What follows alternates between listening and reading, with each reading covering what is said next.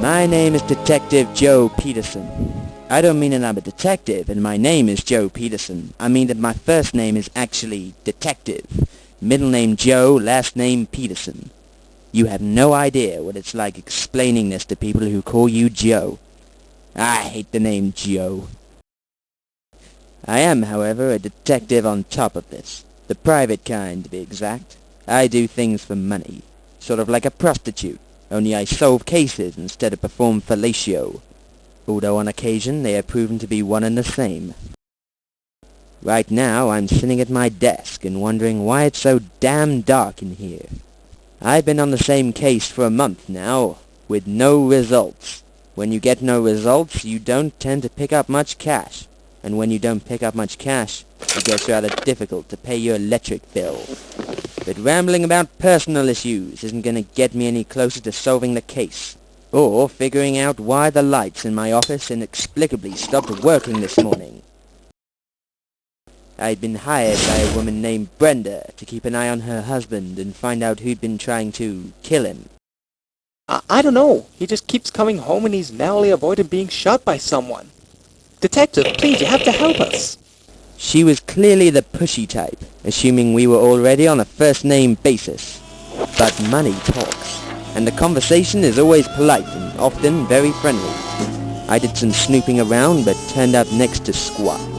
And last night, when I was out increasing my flattened beer can collection, I stumbled upon a grim police line tape circus, with Brenda's husband's dead body the star of the show. The cops were just as confused as I was, with nothing to go on but an eyewitness claiming that the man's dying word was Pamela.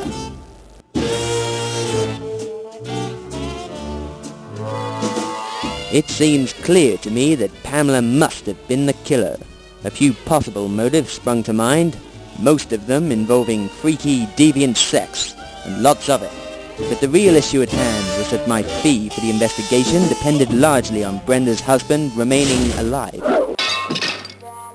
So, here I sit, in my mysteriously dark office, trying valiantly not to tune out the man describing the case he wants me to take. His sudden silence and bizarre expression seem to indicate that I've been speaking my internal monologue out loud all along. But I heard in a movie somewhere that it's a mark of genius for a person to talk to themselves.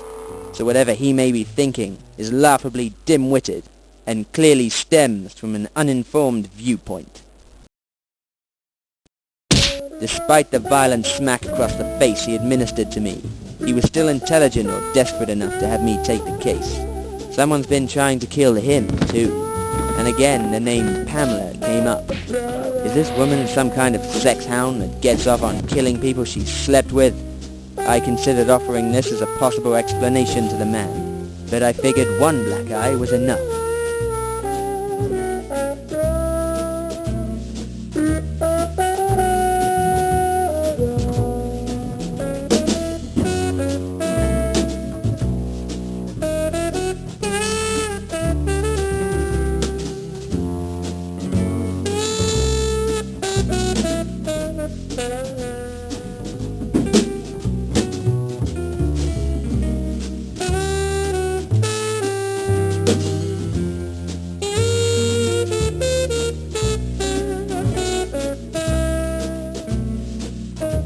As I walk the deserted streets at 3 a.m., I muse to myself about where the hell I parked my car, and why am I so drunk? It seems everywhere I turn, there's another mystery, hovering over my head, like the fart in the elevator no one will claim. I've asked everyone I know and more that I don't about Pamela. If I hear, "No, but give me a call when you bump into her," one more time, I swear I'm going to kill someone. Who is this woman? What could make her so deranged as to hunt down and kill everyone she comes into contact with? Is she a killer with multiple victims? Could she even be a serial killer? The thought makes my stomach churn. In a completely unrelated development, I vomit half a gallon of cheap vodka all over the prostitute I've been trying to score with.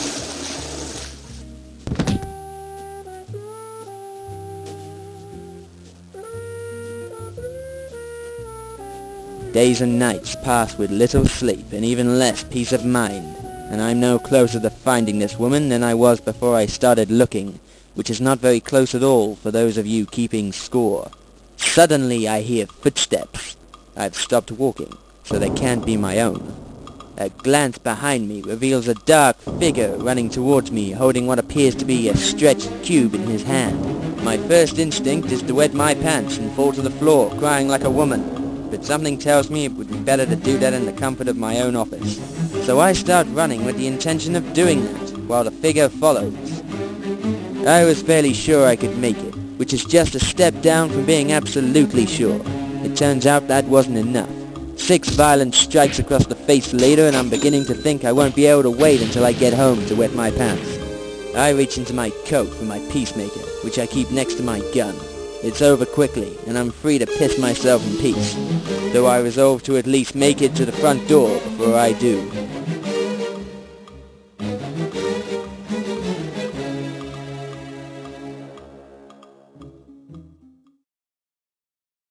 I begin to wonder, was the assailant hired by Pamela, who'd learned I'd been snooping around? Something makes me doubt it. If she wanted me dead, I'm sure she'd be capable enough to do it herself. In fact, for some reason, I doubted any sort of motive to the attack at all. It felt as if the man was simply trying to kill someone. The thought made me uneasy, but at the same time, there was something strangely understandable and even compelling about it. 2 days later, the man who hired me turned up dead as well. This disturbing pattern of my clients not staying alive long enough to pay me was, well, disturbing. Once again, I arrived at the crime scene while the police were still investigating. I found a note clenched in his hand that they had missed because they were taking a donut break. It confirmed my suspicions. Pamela was still at it. Who could this woman be? What could drive a person so mad that they kill not even for the joy of it, but as a repetitive, mindless task, just going through the motions? The idea confused and frightened me, again because of the rising fear that I was vaguely attracted to it. Is this a common instinct among us as a race? Do all personal goals and dreams eventually devolve into aimless bloodshed? It seemed that everywhere I looked, it was painted on the walls, a once cohesive whole, circling the drain and turning to chaos.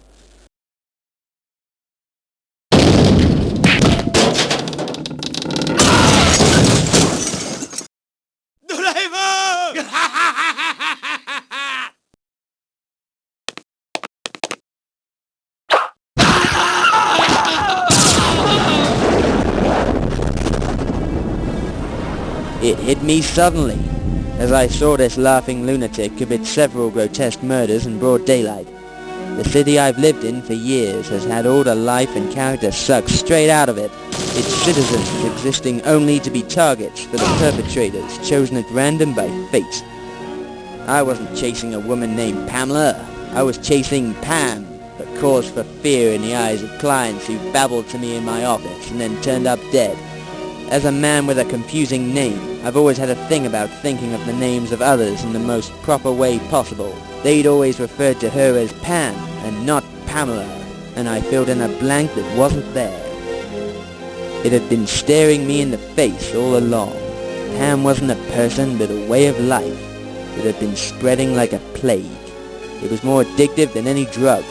luring you in with its promises of decadent joy and freedom from the chains of plot and character development. And here, in the end, I was caught in the web, the collapse of everything I believed in playing out before my eyes. I pulled out my gun and started shooting.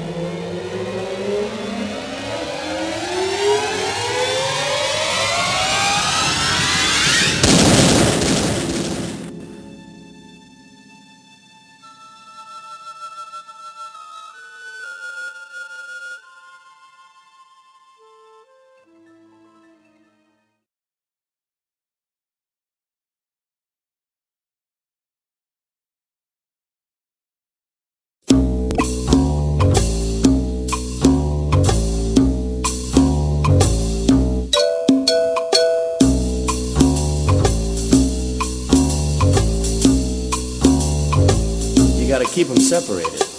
Like the latest fashion, like a spreading disease. The kids are strapping on the way to their classrooms, getting weapons with the greatest of ease. The gangs stake out their own campus locale, and if they catch you slipping, then it's all over, pal. If one guy's colors and the others don't mix, they're gonna bash it up, bash it up, bash it up, bash it up. Hey, man, you're talking back to me.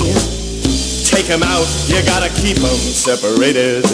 Hey, man, you're disrespecting me.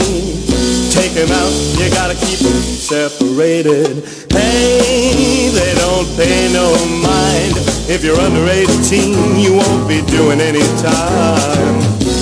Hey, come out and play.